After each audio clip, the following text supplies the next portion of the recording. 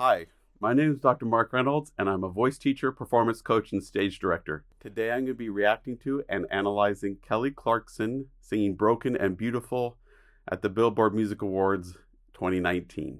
The question of the day, what's your favorite moment, and what's a moment that you could do without in this performance?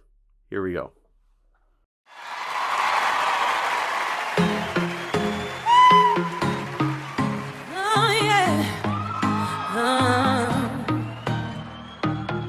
Never held my hand out and asked for something free.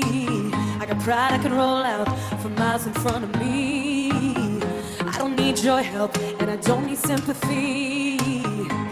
I don't need you to lower the bar for me.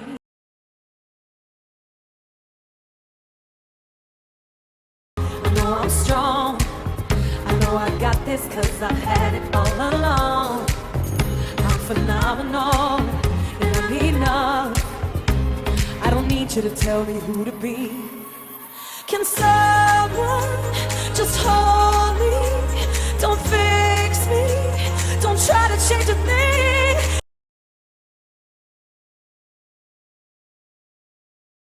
Can someone just know me? 'Cause underneath I'm broken and it's beautiful.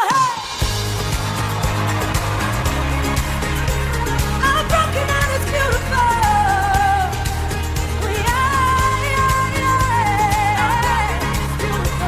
I'm broken and it's beautiful.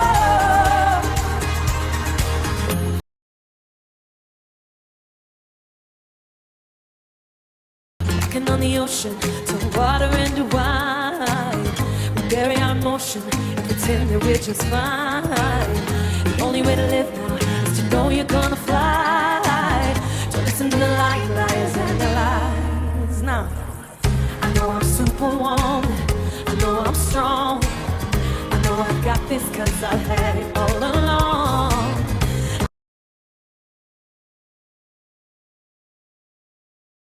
I'm phenomenal, and I'm enough, and I don't need you to tell me who to be. Can someone just hold me? Don't fix me, don't try to change a thing. Can someone just know me? 'Cause underneath I'm broken and it's beautiful. Come on.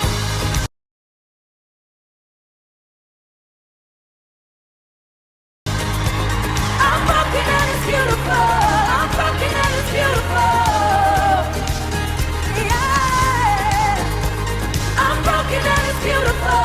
I'm broken and it's beautiful. Oh, I'm tired. Can I just be tired without piling on all sad and scared and out of time? I'm wild. Can I just be wild?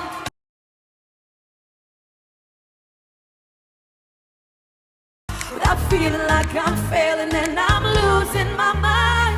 Can someone just hold me?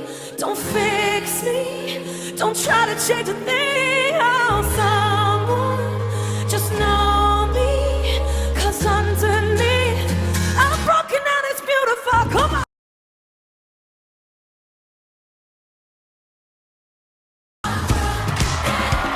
And beautiful. I'm broken and it's beautiful. It's beautiful. I'm broken and it's beautiful. It's beautiful. I'm broken and it's beautiful.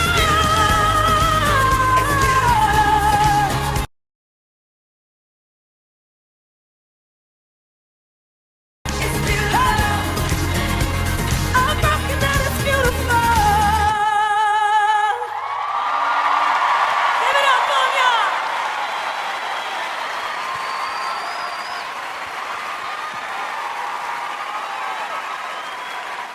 Loved it. It was relatively simple in its presentation, which in this case lent to its feeling of authenticity and believability, and let us connect with what she's really saying. The text here is really the important part. This song isn't about the dancing.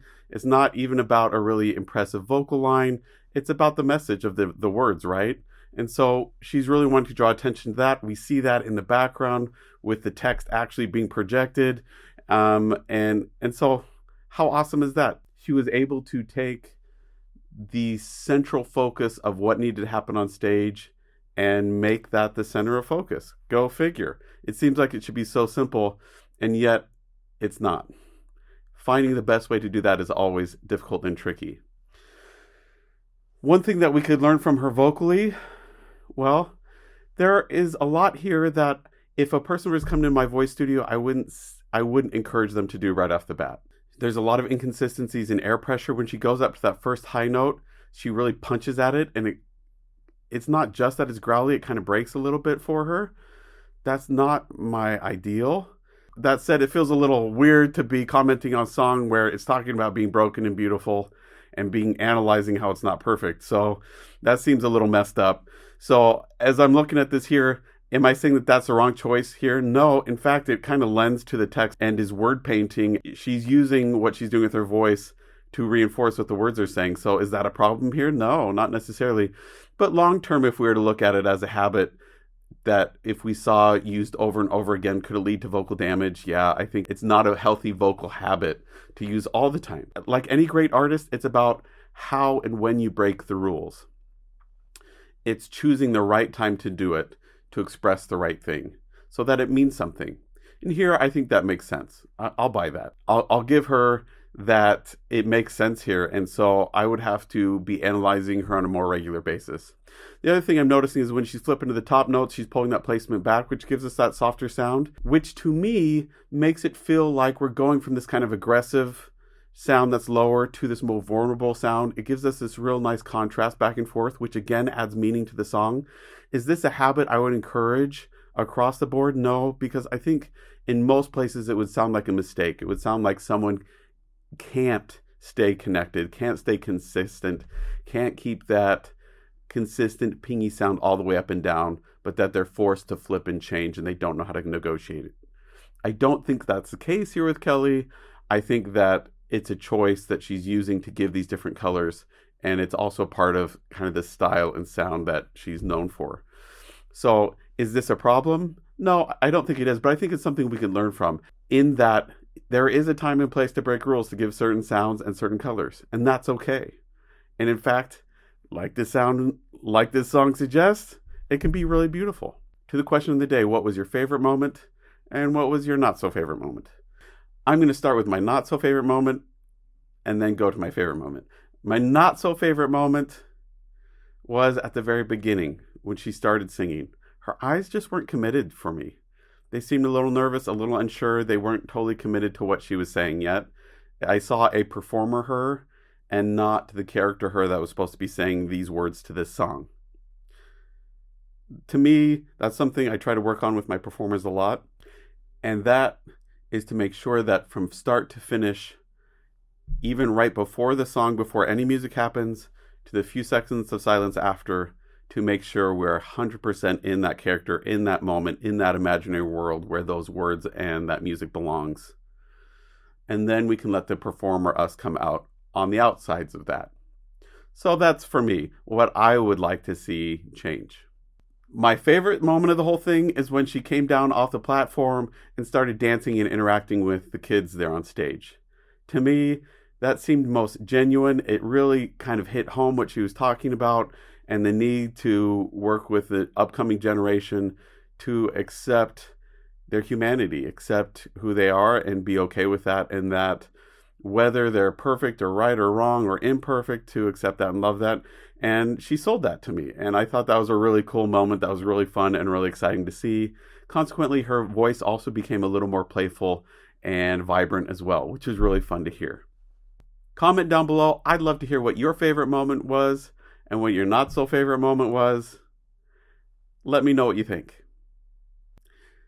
If you want a voice lesson, a performance coaching, or want me to work with you or your group to help you sound better or look better, book a time with me at mrperformingartstudio.com. I'd love to work with you online.